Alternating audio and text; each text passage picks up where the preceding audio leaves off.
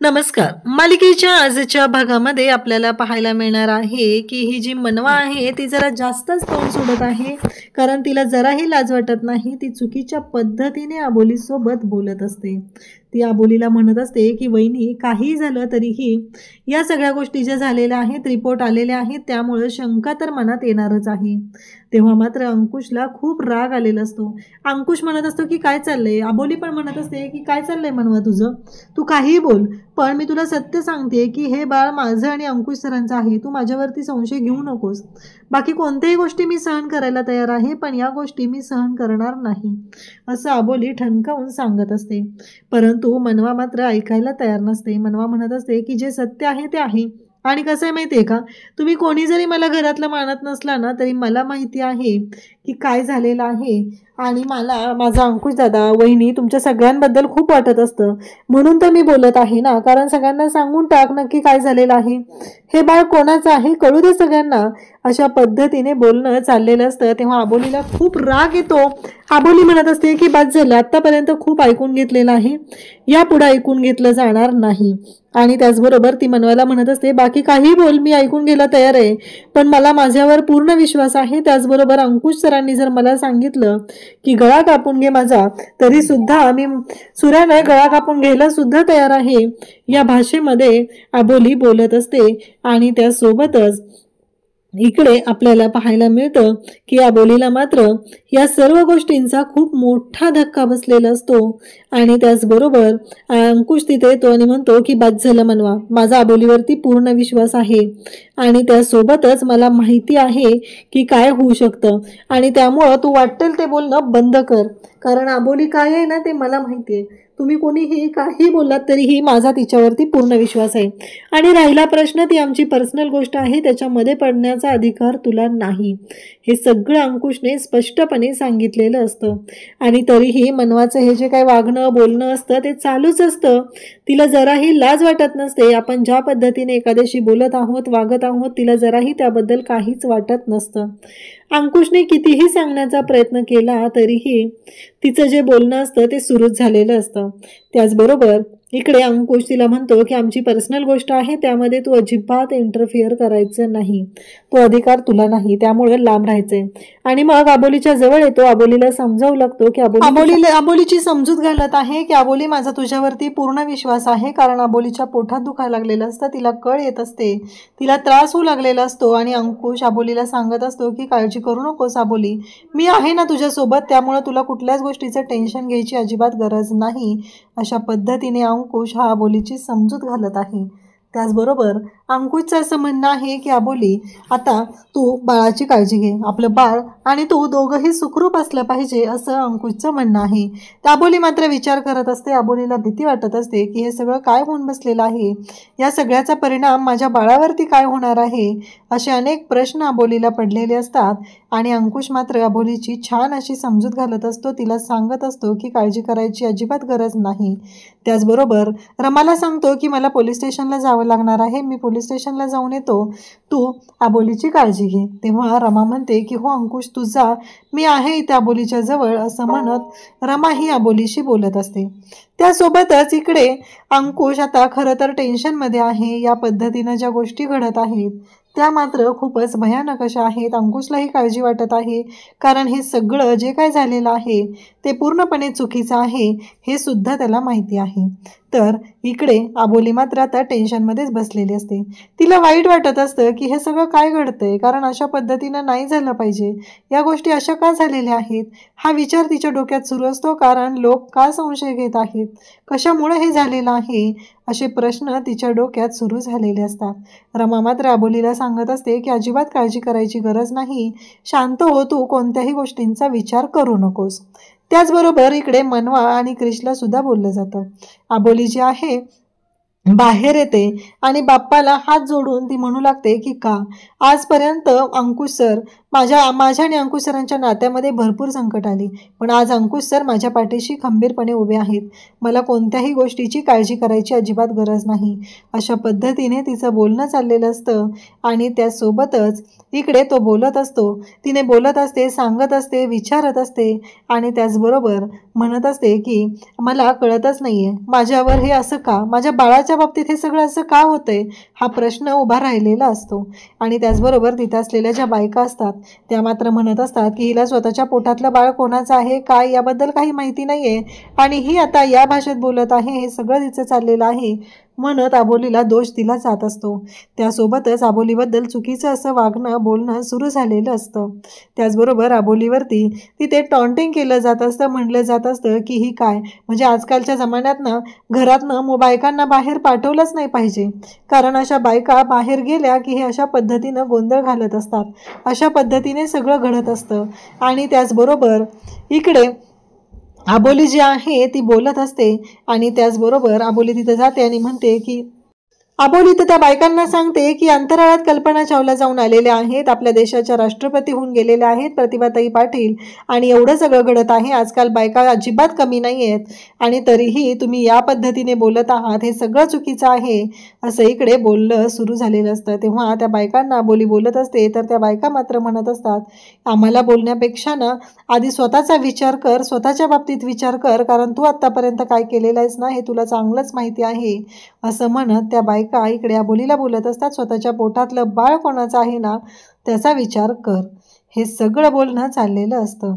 आणि त्याचबरोबर अंकुश तिथे येतो. अबोली त्या बायकांना बोलत असते, त्यांना समजून सांगत असते आणि अंकुश बरोबर हे सगळं बोलणं त्यांचं चाललेलं असतं. त्यासोबतच अंकुश म्हणतो की अबोली काय चाललंय तुझं हे सगळं. अंकुशला बघून त्या बायका तिथून निघून जातात, त्या घाबरलेल्या असतात.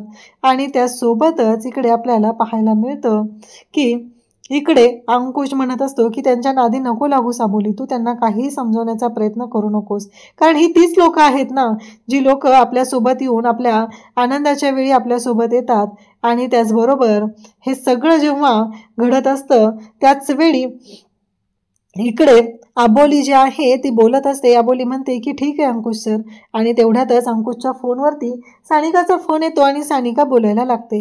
तेव्हा सानिका म्हणत असते की अंकुश दादा अबोलीताई कुठे, मला अबोलीताईशी बोलायचं आहे. मग अंकुश लगेच अबोलीकडे फोन देतो, अबोली बोलायला लागते. आणि त्याचबरोबर इकडे अबोली म्हणत असते की काय झालं सानिका. सानिका म्हणत असते की अबोलीताई मला कळलंय तो किलर कोण आहे, ते मला कळलंय, मला माहिती आहे तो किलर कोण आहे. तेव्हा अबोली म्हणते काय झालं बाळा, कोण आहे तो किलर, हे सगळं अबोली तिला विचारत असते. आणि तेव्हा मात्र इकडे जेव्हा अबोली या सगळ्या गोष्टी तिला विचारते तेव्हा अंकुश म्हणतो की काळजी करू नकोस अबोली, मी जातोय आणि मी बघून येतो. तेव्हा अबोली म्हणते की नाही मीही यायला तयार आहे. तेव्हा मात्र अंकुश म्हणतो की अबोली त्याची काही गरज नाही आहे, नको येऊस तू, मी जाऊन येतो म्हणून सांगितलंय ना तुला. परंतु अबोली मात्र आता म्हणते की नाही अंकुश सर, तिथे ती टेन्शनमध्ये तर नसेल ना, तो किलर तिथं पोचला असेल का, या सगळ्या प्रश्नांची आता अबोलीला उत्तर हवी असतात आणि अबोली त्या गोष्टींचा विचार करत असते. त्यासोबतच इकडे अबोली जी आहे ती म्हणत असते की नाही मला काही करून तिकडे गेलं पाहिजे. त्याच वेळी आता दोघंही इकडे येतात आणि बोलायला सुरुवात करतात. त्याचबरोबर सानिकाला ते विचारू लागतात की काय झालं सानिका, नक्की काय प्रॉब्लेम झालेला आहे. तेव्हा सानिका सांगत असते की हे सगळं जे काय आहे ना मला कळलेलं आहे. तेव्हा अबोली म्हणते काय झालं. तेव्हा सानिका सांगत असते की तो किलर खूप डेंजर आहे, तो काही करू शकतो, तो कोणालाही मारू शकतो आणि त्याचबरोबर तो कसाही वागू शकतो आणि तो खूप भयानक आहे. तेव्हा अबोली म्हणते कोण आहे, तर ती सांगते की साहिल, आणि ते भूत आहे त्याचं असं ती सांगते. तेव्हा अबोलीला धक्का बसतो. अबोली आणि अंकुश बाहेर येतात. तिथे एक बाळाचं पोस्टर लावलेलं असतं आणि अंकुश मात्र ते पोस्टर पाहतो आणि अंकुश म्हणू लागतो की नक्की काय आहे, म्हणजे ती जी विजया बोलत होती त्याचा या सध्याशी काही संबंध आहे का, आमच्या बाळाबद्दल तिला खरंच काही माहिती आहे का, हे सगळं अंकुशच्या डोक्यात सुरू झालेलं असतं. तिथे कृत्रिम गर्भधारणेच्या मदतीने आता आपलं स्वप्न पूर्ण करा असं पोस्टर लावलेलं असतं. त्यामुळं अंकुश तिथे विचार करत असतो. त्यावेळेस इकडे अबोली म्हणते काय झालं अंकुश सर. तेव्हा अंकुश म्हणतो की अगं काही नाही, ते बघ ना ते बाळाचं गोड असं पोस्टर आहे ना, ते पाहिलं म्हणून थोडंसं. तेव्हा अबोली म्हणते हो अंकुश सर, आपलं बाळ ही असंच गोड आणि गोंडच असणार आहे, अजिबात काळजी करायची गरज नाही. अंकुश आणि अबोली दोघंही आता BR देशपांडे हायस्कूल जिथं आहे तिथं जायला निघतात. तिथं ते जातात आणि तिथं गेल्यानंतर मात्र दोघांच्याही लक्षात येतं त्या मॅडम ज्या आहेत त्यांना नीट तिथे कॉपरेट करत नाहीत. तेव्हा अंकुश म्हणतो की साहिल नावाचा मुलगा कोण होता त्याबद्दल मला माहिती हवी आहे. त्या मॅडम काहीच बोलत नाहीत. तेव्हा मात्र अंकुश आता तिथे बोलायला सुरुवात करतो. तो म्हणू लागतो की हे बघा मॅडम, तुम्ही जर मला सगळ्या गोष्टी व्यवस्थित सांगितल्या नाहीत तर मग मी तुम्हाला चौकशीसाठी पोलीस स्टेशनला नेऊ शकतो, आणि जर का मी तुम्हाला पोलीस स्टेशनला नेलं तर तिथं काय होऊ शकतं याचा अंदाज तुम्हाला आहे, असं अंकुश बोलत असतो. तेव्हा मात्र त्या मॅडम शांत राहतात. त्या बोलायला सुरुवात करतात की हो, तो मुलगा म्हणजे पूर्णपणे वाया गेलेला मुलगा होता, आणि त्याचबरोबर त्या मुलाच्या बाबतीत बाकीच्या गोष्टी मात्र खूपच भयानक होत्या, कारण आजपर्यंत असं मुलं मी कधी पाहिलेलं नव्हतं. खूपच विचित्र असं ते पोरगं होतं, आणि हे सगळं त्या सांगत असतात. कारण मुलींना त्रास देणं, चुकीच्या पद्धतीनं वागणं, हे सगळं त्याचं चाललेलं असायचं. हे ऐकल्यानंतर अंकुश आणि अबोली म्हणतात म्हणजे?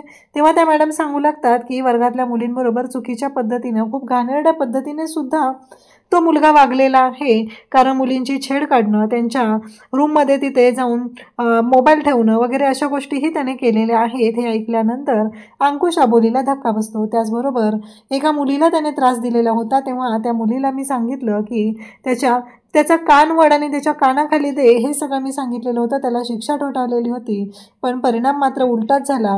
त्या मुलीने जेव्हा याचा कान पकडून त्याला जाब विचारलेला होता, त्याला त्याची अक्कल यावी असा विचार केलेला होता, पण त्या मुलालाही मी सांगितलं होतं इथून पुढे सगळ्या मुली ह्या तुझ्या बहिणी आहेत हे म्हण. तेव्हा तो त्याने बोललेलाही होता, पण तेवढ्यावर तो थांबला नाही. नंतर तो त्या मुलींच्या रूमवरती गेला आणि तिथे जाऊन त्याने गोंधळ घालायला सुरुवात केलेली होती. हे सगळं त्या मॅडम जेव्हा सांगत असतात तेव्हा अंकुश आणि अबोली म्हणतात एवढं सगळं झालं, मग तुम्ही त्या मुलाच्या विरुद्ध कंप्लेंट का नोंदवली नाही, हे असं का केलेलं आहे? आणि त्याचबरोबर ह्या सगळ्या गोष्टी आता त्या मॅडमना विचारल्या जात असतात. तेव्हा त्या मॅडम म्हणतात की हो बरोबर आहे तुमचं, मी कंप्लेंट नोंदवायला हवी होती, पण मी कंप्लेंट नोंदवलेली नाही. कारण एकच गोष्ट होती, ती म्हणजे जर मी कंप्लेंट नोंदवली तर शाळेची बदनामी झाली असती. या एका गोष्टीमुळे मी ती कंप्लेंट नोंदवली नाही, असं सांगितलं जात असतं.